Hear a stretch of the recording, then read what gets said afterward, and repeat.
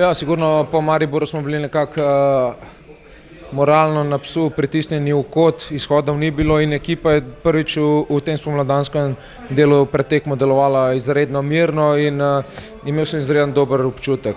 Poleg tega je zopet prišlo ogromno število naših navijačev, počutili smo se kot doma in ena velika zahvala njim in ne vem, so del tega, imajo velik doprinos in skupaj si zaslužimo vse te stvari. Ja, izjemno težko gostovanje tukaj v Celju, dobro smo šli v tekmo, mislim, da nas je to potem tudi na koncu nagradilo.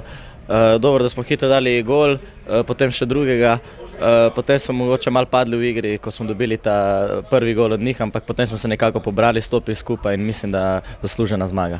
Ja, res je, malo časa je, ampak mislim, da moramo ostati mirni v glavah na nekih realnih tleh. Že doskrat nam je šlo kaj narobe, tako da jaz mislim, da se mirno pripravimo za tekmo v Velenju in gremo po zmago in seveda po naslov.